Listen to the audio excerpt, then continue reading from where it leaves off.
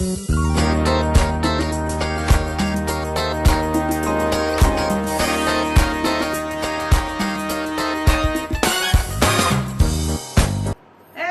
Pillow Talkers, it's Nikki. Guess what day it is?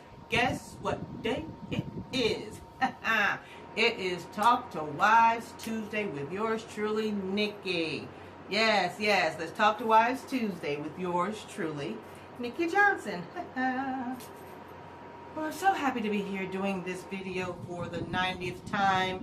These takes are driving me crazy, but I am committed to getting this information to you, our Pillow Talk wives. We love you guys. We love you guys. Today's topic is life and death in the tongue. Life and death in the tongue.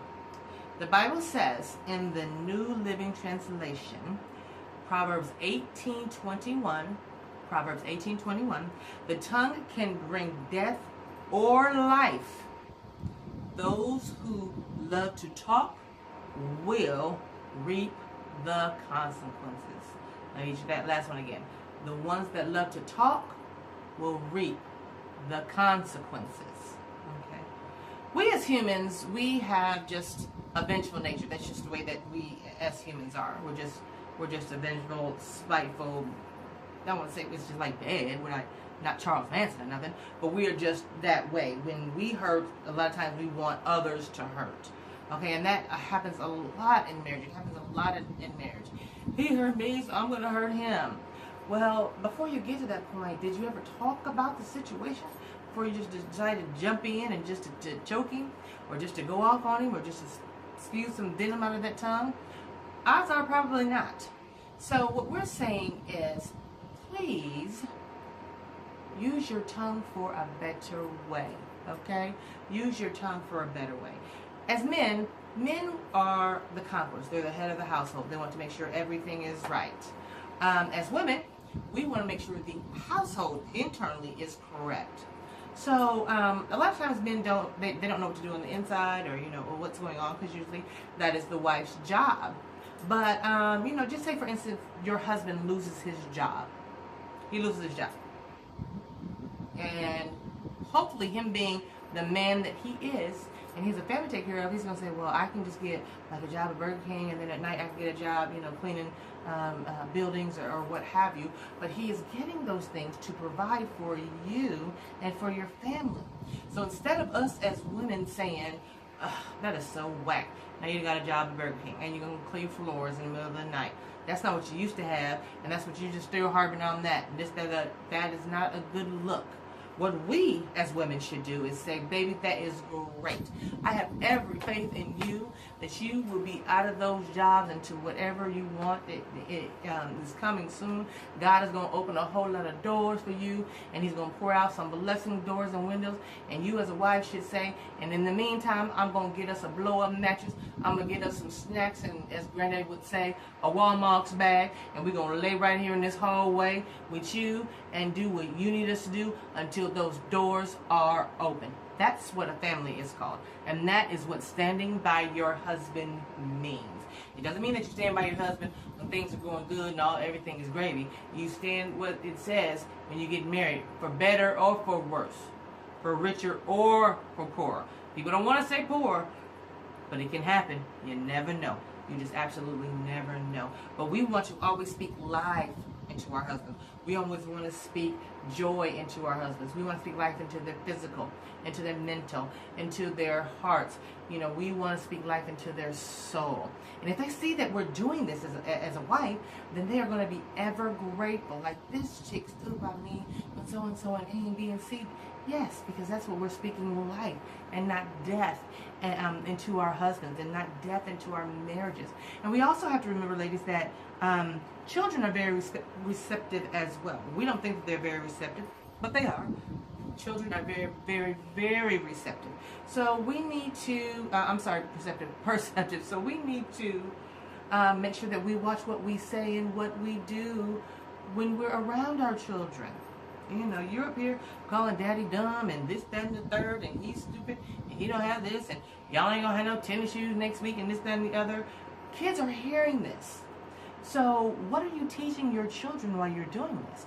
You're teaching your daughter, A, that it's okay for her to talk to her husband like he's a piece of trash on the streets.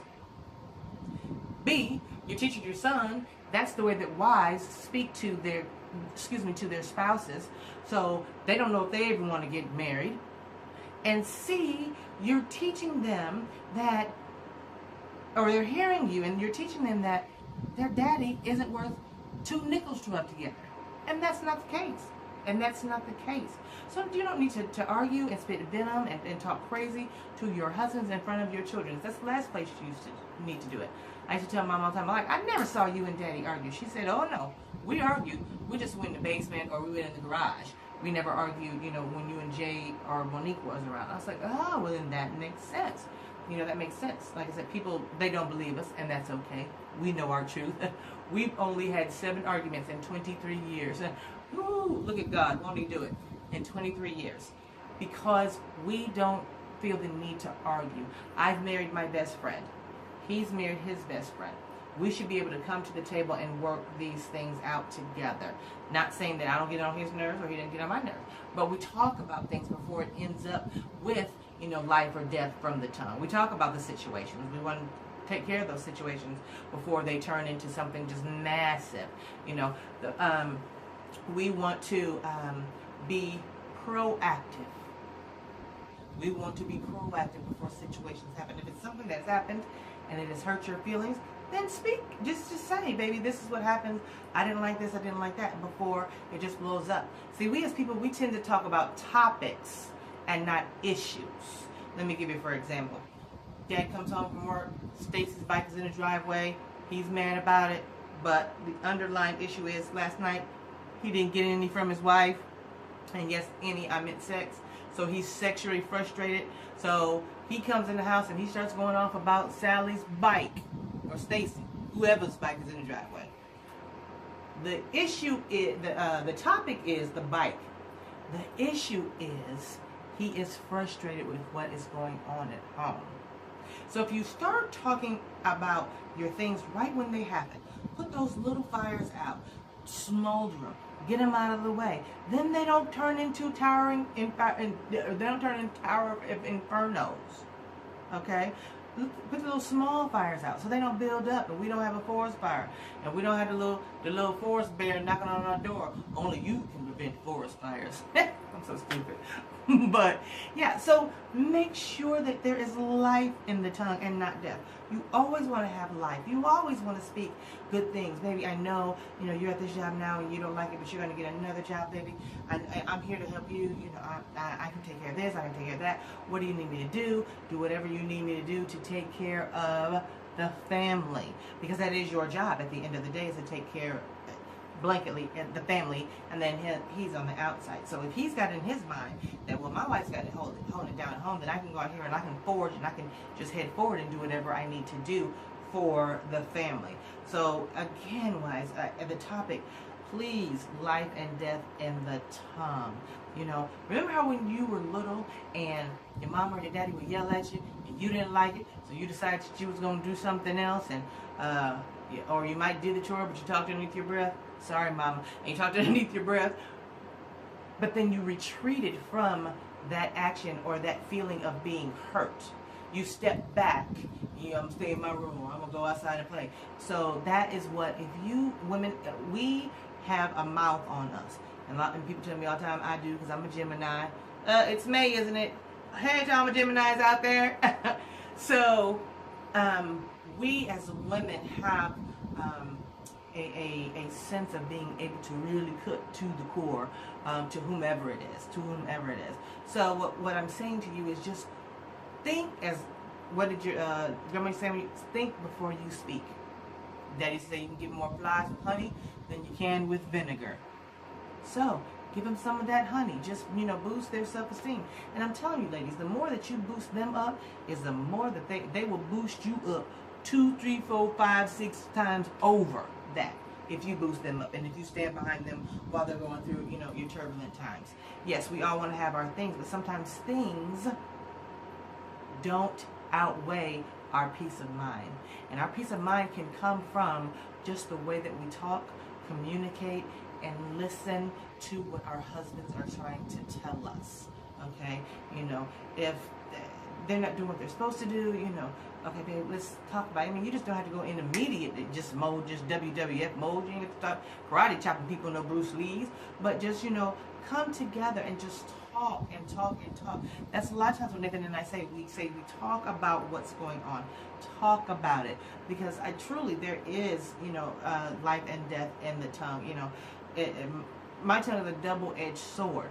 So you have to just stop and think before you say this, Nicole Johnson. Is it what you really want to say? Okay, especially when it comes, to my family or to Nathan. Because at the end of the day, it's God, it's your spouse, and then your children. And you definitely do not want your spouse to feel like he's just hanging in the air because my wife's going to be mad. She's going to start yelling at me. She's not going to do this. She's not going to do that. You don't want that animosity from Jump Street. You want to keep everything copacetic. As we always say, people always think, okay, I got my boyfriend. Now I'm engaged. Now I'm married. And I'm sorry, now I'm married. And the race is over. Sorry, boo-boo, it's not over.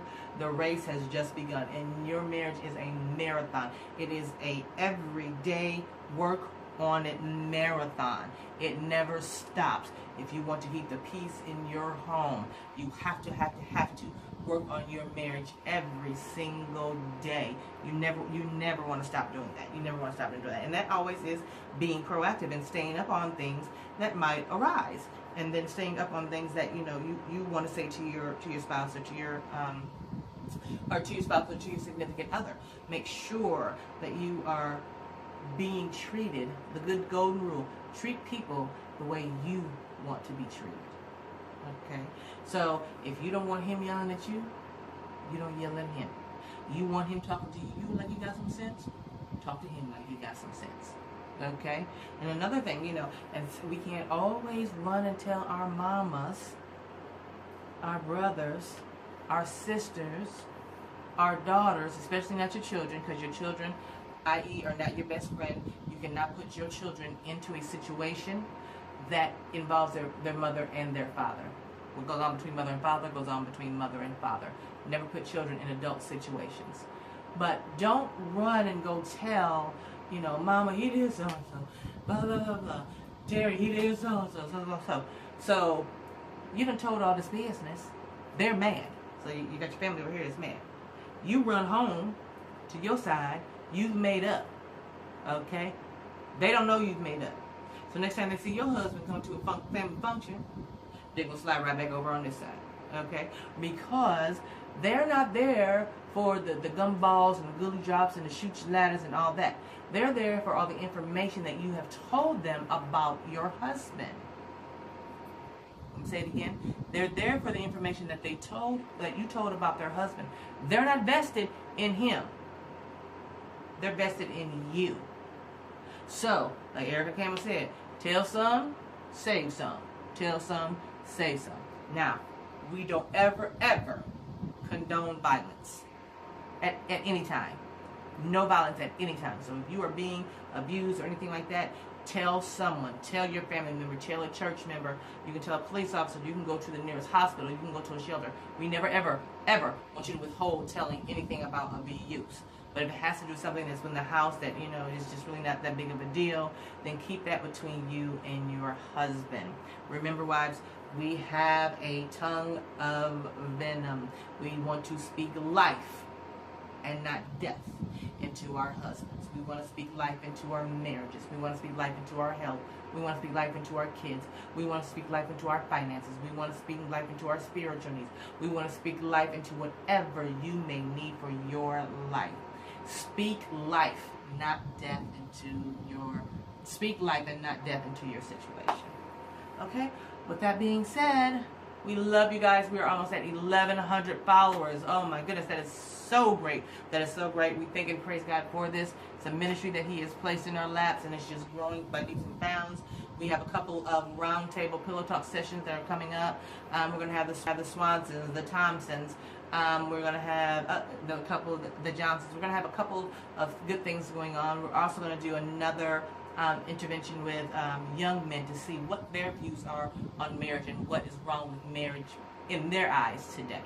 Okay? And we have one huge announcement at the end of the month, but you have to wait till the end of the month because we're trying to work out the little kinks right now.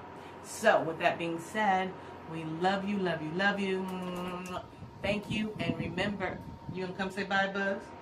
You gonna come say bye? Say no, I'm not saying bye.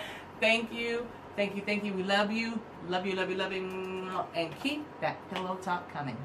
Bye.